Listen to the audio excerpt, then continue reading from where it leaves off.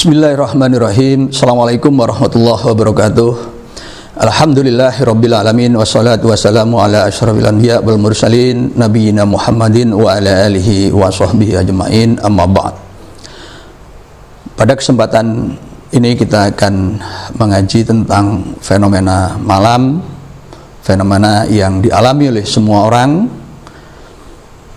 Karena semua orang mengalami, maka kebanyakan tidak memberi perhatian yang khusus sehingga malam berlalu begitu saja tanpa makna. Nah, padahal Al-Quran di dalam surah Shafat menyebutkan wa bil laili afala ta'qilun, dan tentang malam apakah kalian tidak memikirkan. Nah, jadi ada pertanyaan yang serius. Pada kesempatan ini saya akan bercerita sebelum masuk ke perihal malam ini. Dulu di masa kejayaan Islam, tradisi berpikir bebas itu berkembang sedemikian rupa. Nah, tradisi ini kemudian memuncak pada perdebatan yang melelahkan di antara para ahli kalam, mutakallimin, dan para filsuf. Nah, salah satu yang diperdebatkan itu adalah qadim atau baharu alam itu. Jadi, apakah alam itu terdahulu, kekal, atau baru? Ini. Maka perdebatan ini melelahkan, bahkan kemudian membingungkan, sampai ujung-ujungnya salah seorang ulama besar yaitu Abu Hamid Al-Ghazali menulis kitab Tahafutul Falasifah, kerancuan para filsuf, menulis 20 persoalan dan 3 persoalan sampai pada penyesatan terhadap para filsuf, khususnya Ibnu Sina. Dan salah satu masalah yang dibahas itu adalah qadim atau baharunya alam. Nah, perdebatan itu menyejarah. Nah, karena perdebatannya adalah perdebatan filosofis, maka seringkali kemudian ini tidak ketemu, ya, sehingga kemudian kita terima kedua pandangan itu apa adanya. Nah, fenomena malam ini bisa untuk menjembatani menjawab perdebatan itu. Nah, kita lihat suatu daerah, suatu kota pelabuhan di malam hari, di situ pemandangan yang indah, kegelapan yang diliputi dengan cahaya yang warna-warni. Nah, pertanyaan sekarang yang sederhana itu adalah mengapa ada malam? Nah, pertanyaan ini pun relevan kemudian dikaitkan dengan pasangannya, yaitu mengapa ada siang? Karena siang dan malam ini merupakan satu kesatuan yang sudah tidak dapat dipisahkan. Dan jawaban umumnya kita tahu bahwa siang itu terjadi karena bumi bulat yang berotasi. Nah, bagian permukaan bumi yang menghadap matahari itu mendapat cahaya matahari sehingga kemudian terang benderang, itulah siang. Sedangkan bagian di belakangnya yang tidak mendapatkan sinar matahari akan gelap, dan itulah malam.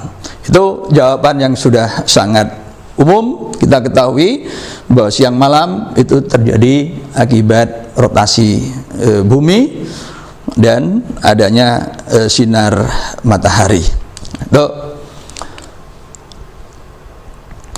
Atau mungkin untuk menjawab pertanyaan dari ayat wabil laili afala taqilun, pertanyaannya kita ubah menjadi bentuk yang sederhana. Ada apa di malam hari? Nah, kalau kita lihat, ya, kalau kita keluar pada malam hari, maka yang kita tahu itu jelas adalah kegelapan. Dan karena itu kemudian manusia menyalakan lampu sehingga minimum di sekitarnya itu terang. bagi orang di tempat itu. Dan Al-Quran pun mengatakan waladzulumatu walanur, dan tidaklah sama kegelapan dan cahaya. Ini merupakan lanjutan dari surah Fatir 19, wa ma yastawil a'ma wal basir, tidaklah sama orang yang buta dan orang yang melihat, demikian juga tidaklah sama kegelapan dan cahaya. Itu. Di dalam kegelapan orang akan senantiasa menyalakan lampu sehingga kemudian ada terang, ada cahaya, baik itu dengan mobil ataupun dengan senter atau sentolop. Tatkala gelap maka kita perlu menyalakan cahaya.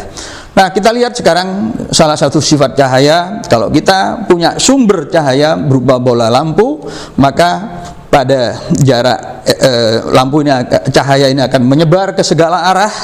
Dan jika kita tahu intensitas sumber cahaya, maka intensitas itu akan melemah sesuai dengan jaraknya, yaitu berbanding terbalik dengan jarak kuadrat. Kalau misalkan ini kita buat skala 1, intensitasnya tersebar pada 1 satuan luas. Kalau jaraknya 2, ini tersebar ke 4 satuan luas, sehingga kerapatan intensitasnya itu adalah berbanding terbalik dengan jarak kuadrat, begitu.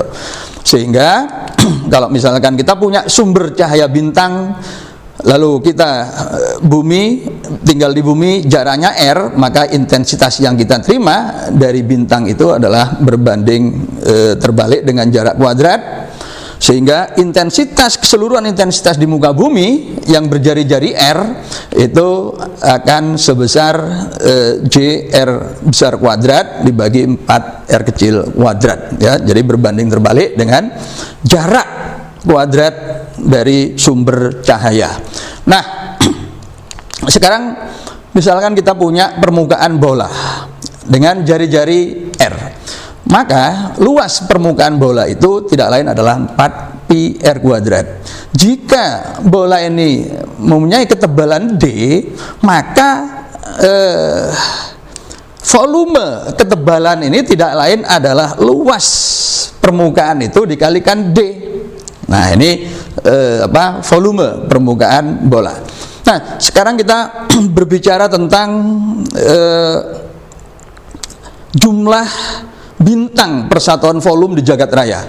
Karena menurut para astronom, menurut para kosmolog, dalam skala luas alam semesta kita itu bersifat homogen dan isotropik. Dalam artian jumlah bintang persatuan volume di alam semesta itu homogen, ya, serba sama. Karena itu kita buat jumlah asumsi bahwa jumlah bintang persatuan volume itu adalah N, begitu. Nah, karena itu jumlah bintang pada kulit bola yang berjari-jari R dan ketebalan D itu tidak lain adalah N dikalikan volume kulit bola itu, yaitu Dn besar tidak lain adalah NdV atau 4pi NR kuadrat kali D. Itu adalah jumlah bintang pada elemen kulit bola setebal D itu. Itu jumlah bintangnya. Nah, karena intensitas setiap bintang yang diterima bumi itu berbanding terbalik dengan jarak kuadrat, ya, sedangkan jumlah bintangnya itu ada 4pi N R kecil kuadrat kali D, maka jumlah intensitas semua cahaya yang ada pada elemen volume D itu di bumi tidak lain adalah intensitas tunggal dikalikan jumlah bintang. Nah, itu, maka intensitasnya sekarang adalah 4J R besar kuadrat ND. Jadi hanya bergantung kepada ketebalan, ya, ketebalan bola yang itu adalah ketebalan alam semesta kita, elemen alam semesta kita. Jadi jadi sekarang tidak lagi bergantung pada jarak bintang, hanya bergantung pada ketebalan.